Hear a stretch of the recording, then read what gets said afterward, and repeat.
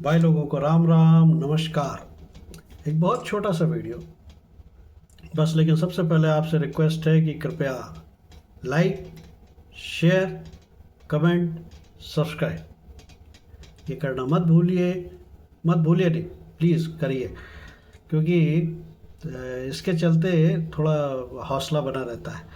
तो छोटी सी बात केवल इतनी करनी थी कि इज़राइल ने अचानक से अपनी मिसाइलों का मुंह जो है वो कतर की तरफ मोड़ दिया। दोहा की कुछ इमारतों पर उसने हमला कर दिया, कुछ लोग मरे भी। और दूसरा ये कि गजा के लिए, जैसा कि ट्रम्प साहब ने भी कहा था कि इसको इंडिपेंडेंट कर दिया जाए, फिर इज़राइल ने कहा कि नहीं, इस पर मैं पूरा कब्जा ही कर लेता हूँ, क्योंकि हमास तो मानेगा नहीं, हमास को ये लोग छोड़ेंगे नहीं। और ये बात सच है कि इतनी ज़्यादा बमबारी और खून खराबे के बाद लोग ये तो खड़े हो जाते हैं कि वहाँ पर फ़लस्तीन के गज़ा के लोगों के मानवाधिकारों का हनन हो रहा है, और सत्य है, बहुत खून बह रहा है, बहुत से लोगों की मौतें हो रही हैं, सब बाल वृद्ध अबाल सब काल के गाल में जा रहे हैं। ऐसा होना नहीं चाहिए था। लेकिन ये तो मानना पड़ेगा कि एक आतंकी संगठन, अब वो एक मुद्दा ही अलग है कि वो हमास को आतंकी संगठन मानेंगे नहीं है, हमास को वो अपना रहनुमा मानते हैं। हिजबुल्लाह हूती भी उनके बाएं दाएं खड़े होने वाले उनके रक्षक हैं, धर्म के रक्षक हैं। तो खैर उसमें फिर फ़लस्तीन पर जो वो आया, क्या यूएन में प्रस्ताव पारित हुआ, उस प्रस्ताव पारित होने में फ़लस्तीन के फेवर में, यानी कि फ़लस्तीन को होना चाहिए, फ़लस्तीन में मानवाधिकारों का हनन नहीं होना चाहिए, उसके लिए भारत ने मतदान किया। ये कोई बहुत बड़ा मूव नहीं था, बहुत बड़ा मूव नहीं था, क्योंकि फ़लस्तीन के लिए भारत पिछले कई दशकों से खड़ा है।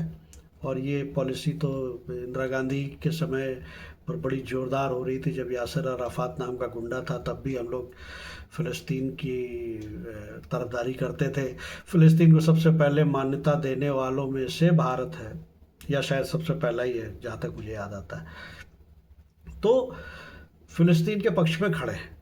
फ़लस्तीन के पक्ष में इसलिए खड़े हैं क्योंकि ये भारत की पुरानी नीति है, और साथ में मानवाधिकारों के लिए भी भारत हमेशा से जाना जाता रहा। लेकिन एक चीज़ जो सबसे नोटिसेबल है यहाँ पर, जिसको आपको ध्यान देना चाहिए, कि अगर नेतन्याहू इस विचारधारा के हैं कि वो उस किसी भी व्यक्ति के खिलाफ जा सकते हैं जो गज़ा में, फ़लस्तीन में यहूदियों के खिलाफ खड़ा होता है या उनको संरक्षण देता है, इसके लिए वे कतर के दोहा में मिसाइल बरसा सकते हैं, वहाँ लोगों का हनन कर सकते हैं। लगभग ऐसी ही सोच हम भारत में हम लोगों की भी है कि अगर पाकिस्तानी आतंकवादियों को कोई शरण दे, या पाकिस्तान के आतंक का कोई संरक्षण दे, या पाकिस्तान के आतंक के लिए हामी भरे, तो हम भी जा कर के उसके घर में उसके कोहराम मचा सके। लेकिन शायद अभी तक हम लोग उतने एक्सट्रीमिस्ट अपनी फॉरेन पॉलिसी में हुए नहीं, या यूँ कहें कि यहाँ पर मामला थोड़ा टेढ़ा है, क्योंकि पाकिस्तान के आतंकियों के संरक्षण के लिए जो खड़े हैं वो बड़े हैं, इसलिए उनसे शायद भिड़ने के लिए अपन अभी तैयारी नहीं कर पा रहे। खैर कोई बात नहीं। लेकिन कतर के दोहा में जो हुआ, वो आप क्या समझते हैं? गलत किया कतर ने, अमेरिका ने यही किया। हमें समरत को नहीं दोष घुसाई, अमेरिका ने कर लिया तो कोई बोलने वाला नहीं है। अमेरिका ने पाकिस्तान में घुस के मारा, लीबिया में घुस के मारा, तो उनके लिए बोलने वाला कोई नहीं। लेकिन कतर को इज़राइल को डांटने के लिए भारत सरकार ने स्टैंड लिया, और कतर के साथ खड़े होने का भरोसा कतर को फ़ोन करके बताया।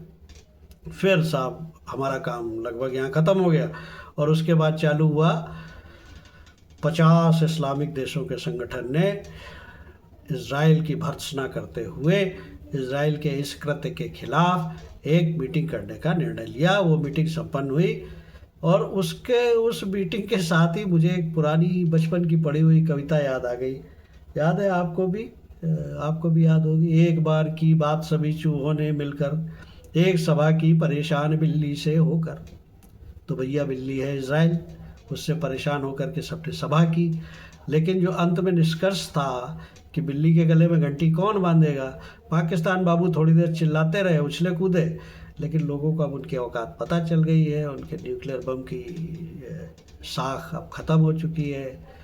तो मुल्ला मुनीर भी फिर बाद में रास्ते पे आ गए और अब सब मिलकर भर्त्सना करके ही संतुष्ट हैं।